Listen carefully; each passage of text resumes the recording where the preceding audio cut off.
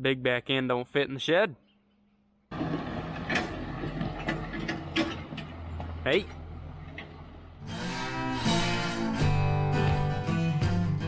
So you can see it's a little cloudy. Sun's starting to poke out a little bit. Late last night we had about 2 sprinkles. And then this morning we had about 1.5 sprinkles. So we got hay laying on the ground, it got a little moist, and so we couldn't fire right up, otherwise we would have been haying earlier today. But now things are finally getting dry. I assume Jeff's over there raking. Dad's been hauling bales, and we're gonna finish up baling that hay where we were baling yesterday. That might be enough though? I think it will be. Okay. You checked the Earl yet? No. You know, I don't actually farm. I just watch you farm and take video of it.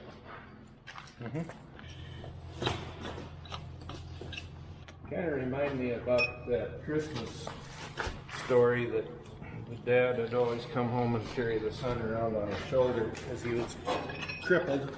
And he stands in your way, so you have to... I'm checking the oil like you asked. Earl.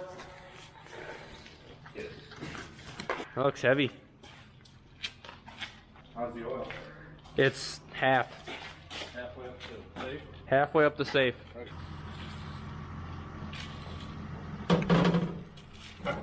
Most dangerous occupation in the world, you know. Go ahead and start it. I'm ready. Gotta get rid of the chafing. Prevents it from sticking. You don't want it to be white, you want it to be gray. If you turn it white, it's probably too much. I've had people tell me too much is a bad thing too, but I haven't found that yet. Not sure if they're talking about talc in this roller. So after we put the talc on, gather this end up, put a little twist in it, make a little pigtail. We start it underneath this roller, but just about an inch, so it doesn't grab right when you're making your bale ready. Oh, here's something you don't want to do. You don't want to pinch the loose net wrap in the hinge here. You're going to rip it. Okay. Yep. Okay, bye. Alright, let's run it. Don't want that to be catching hay.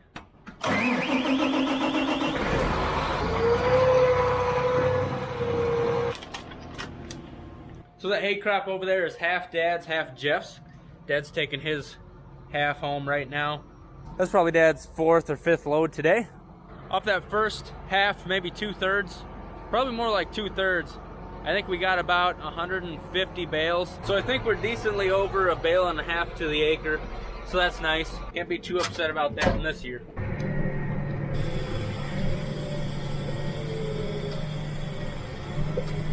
I haven't ran this 8235R much yet, but so far we're really liking it. Seems like a solid unit.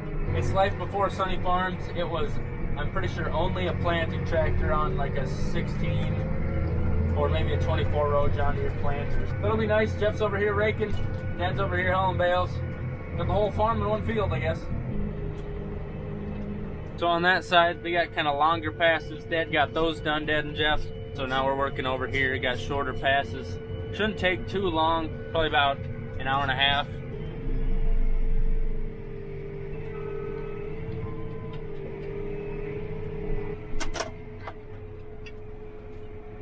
Looks like a decent windrow right there.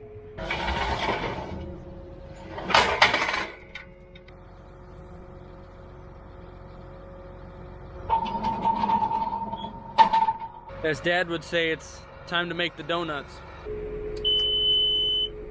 Can't wait to listen to that yell at me for the next hour and a half.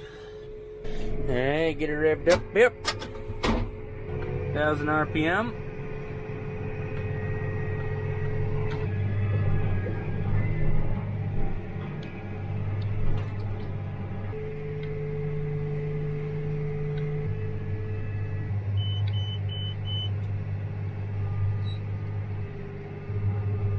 What's nice about this thing is right away you get to see the bale. Moves it over. You know, sometimes like if you're not sure if the net wrap did a good job net wrapping the bale, you gotta kind of turn a little bit so you can look in your rear view mirror and see if it did a good job. Little burnage. Not much hay in there.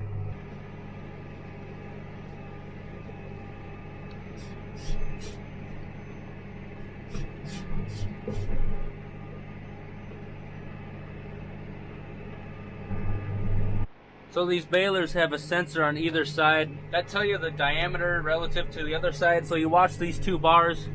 See, this bar's a little lower, so I drive so it can put more on the right, and now it's going the other way. And then that beep tells you that, all right, we're getting close. And then there's gonna be one more beep. So I put it in neutral. Some people would clutch, but I got a weak clutching lag, so I just put it in neutral, hit the brake. And then we dump the other bale out. And then when I start pushing back down, it moves my bale to the side, and then it shuts the gate. Now ready to go again.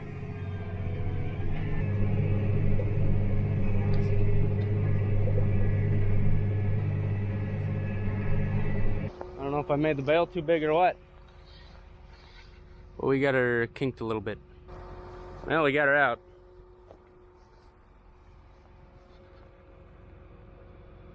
Everything seems to be all right.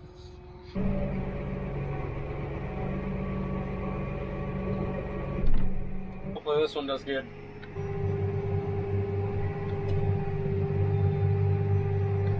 Yes, sir. Small hiccup. That's a somewhat sizable windrow. That's kind of nice. Not too shabby.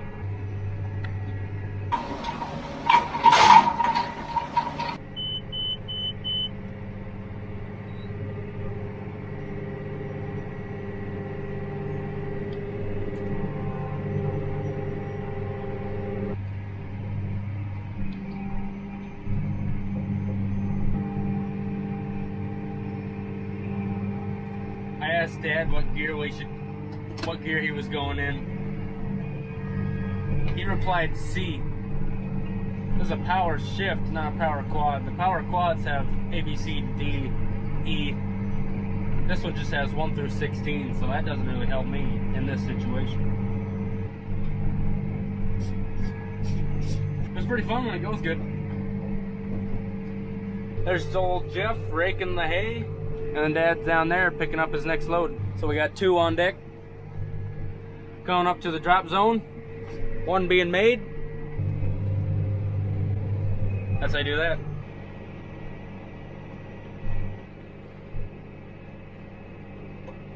Feel bumpy. Oh. Badgers. We always get asked, how much do these big things weigh? You know, it depends on moisture, but a lot of times I just say about 1,400 pounds. We got a friend down the road, I think he's made a few dang near 2,000 or more. It was some wetter hay. You know, it just kind of depends on your baler and also what size you're making them.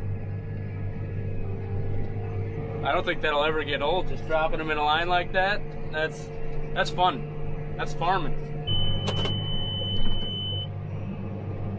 Looks like Dad's got another full load, hooking back up, heading home. We can fit 14 on that cart, and then he gets 1 on the front end of the loader. So it definitely takes time hauling bales.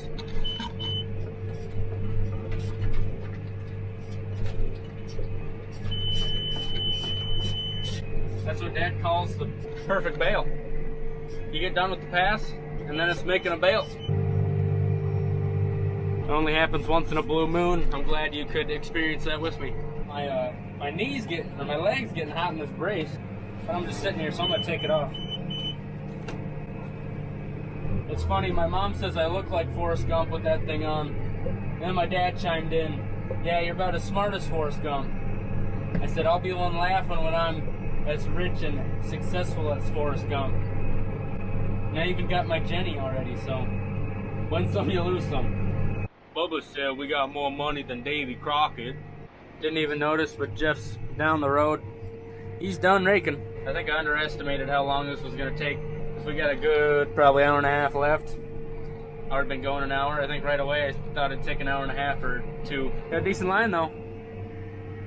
So working that way, there's some low spots with some reed canary grass in it. That stuff, it's poor quality stuff, but it tons out really well. And so I'm starting to barely make my drop zone, so I'm going to turn it into 2. So this happens every once in a while. Beeping at me that the door's not shutting. Especially with this dry stuff, there's a little build-up where the door latches. Not a big issue, you just gotta get out. Some farmers don't like doing that. Right in here, yeah, you can see there's jazz. There's also a lock right here, so you can do that so you don't get smushed if something were to happen. And that should solve it. It is pretty important to put that back and unlock, so when you get in the tractor, you don't gotta get back out to unlock it.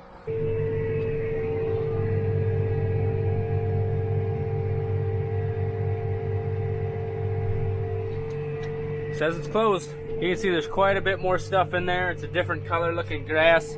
That's that crappy reed canary grass. I remember from class they told us it had tannins in it, which I don't really know what a tannin is, but I do know apparently it tastes bad and the cattle don't like it. It's not very palatable. It's poor quality stuff, but it is what it is. Tonnage is kind of what we need this year. Quality's nice to have too. In this dry year, we need some dang tonnage. I tell you what. You know, most of the time Dad would just quit hauling bales and then he'd start baling. But, you know, obviously I'm pretty capable of doing it. He just really likes that job and he'd like to bale, but I assume he's worried with how dry it is out here, that he just wants to get these bales moved and out of this giant field of kindling. I was so excited to bale I forgot my sunglasses. Now I'm squinting and I'm getting this line right here in the middle of my eyebrows, an old man line from squinting so much. I'm aging because I didn't bring sunglasses. We got that air again. Hay's getting dry and crumbly.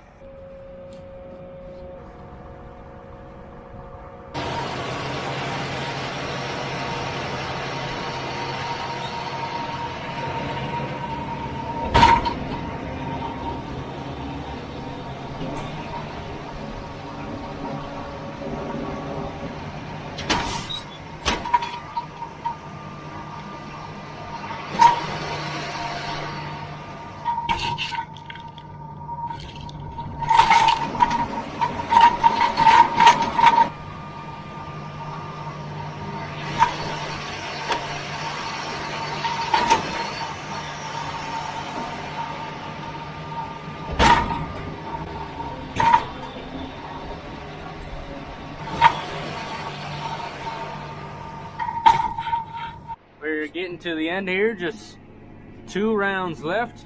Just remember, we just might make it with the current wrap of net wrap in the back, roll of net wrap. Be nice to get out of here without having to change that. Almost there. Oh, we're gonna be close. Not gonna have enough. Come on. Oh, come on. I don't think we're gonna get it. Son of a gun. There ain't nothing to pick up. Maybe that'll do it. That little bit. Come on. Come on. It's 0.5 off from wrap. So as far as I know, you just hit the wrap button. Yeah. Hopefully it's a good one. Last one of the day. Yes, sir. You know, it's not a straight line. I was reaching. I was stretching. Those rows were a little bit too long. I was barely making it. There you go, little buddy. And I forgot, there's actually like 1 round of hay over at Jeff's place, so we're gonna fold this up, head down to Jeff's, which is just a mile. I can see his farm right there, that group of trees. We'll bale that and then head home.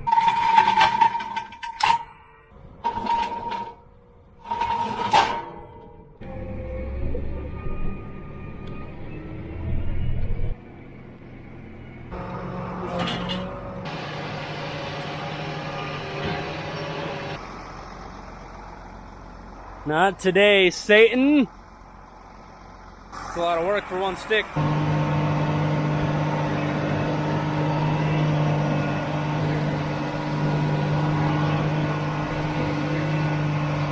There's a medium sized bale.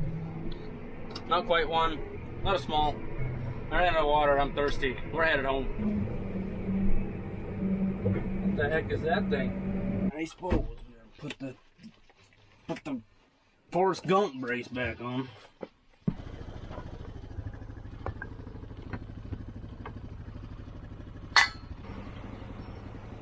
That's all of this year's grass hay, except that one. That's an old one.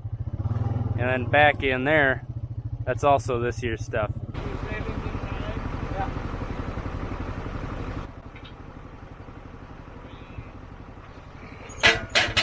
Slappy.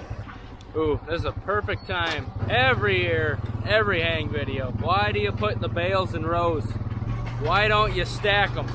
And here's why. Listen close and listen well.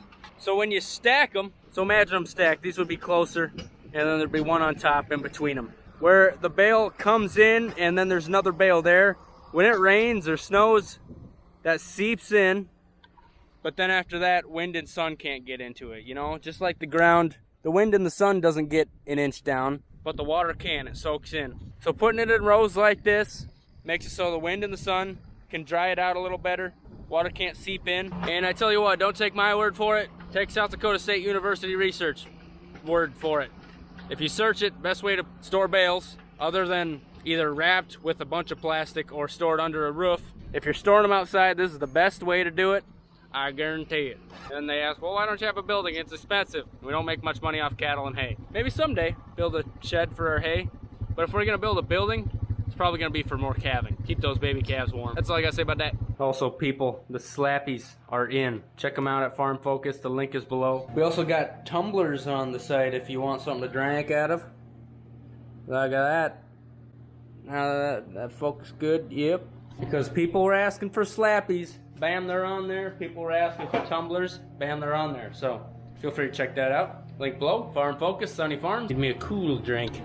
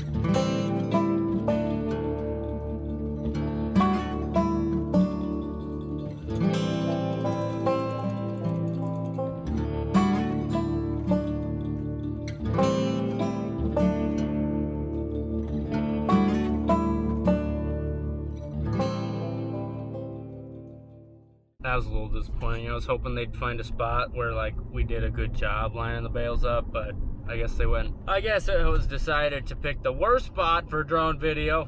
You get what you get and you don't throw a fit, I reckon. Looks like our tomorrow, this 3-acre and the 10-acre patch over there that we cut yesterday. It smells dry from in here, that's all I can say. You've been moving most of the bales that have been kind of situated with the +2 accumulator. What's your take on that? Well, you sure spend a lot less time loading because they're just all right there. Mm-hmm. And then you just kind of walk sideways across the field and pick them up, and it's a pretty handy deal. Don't really got to think about where you should start, or you don't really got to count bales, so you park in between them. Or... Well, I go like 7 or 8 bales, and I try to put the thing between so I can load from both sides. Mm-hmm. That's about it, you know, just not much running. Yeah. I kind of like that thing. I liked how you had it on those short rounds where you could dump them all in that one spot. Yeah, towards the end I was losing it. They're starting to get spaced out a bit, but yeah.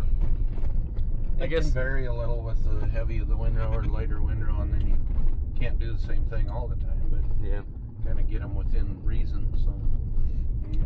So I guess come down to it, you say it makes you more efficient loading bales? Yeah, I like it. I actually, it's actually kind of fun to kind of plan out, you know, when you're dumping a bale and then it slides one way, and then okay, once in a while you have to dump one to make it go with the group, and then next time you dump two, and occasionally you know you're gonna have a third bale right in line, so you dump all three at once, and it's kind of fun. And it works good. Well, I guess Dad's phasing himself out. He let me do his favorite job, which was baling. So That's not why I let you do it. He said that it's easier on your knee than loading bales. oh yeah, all that stuff I and couldn't do the going. bale. Yeah, that's for So sure. I just did it so we could have 3 people in the field, not that I'm giving up my job. So once you heal up, you're back to the bottom again. Okay. But we got some stuff done, and tomorrow, some things. And tomorrow we're going to be doing some more things and Stuff. bingo. So I hope you enjoyed watching today.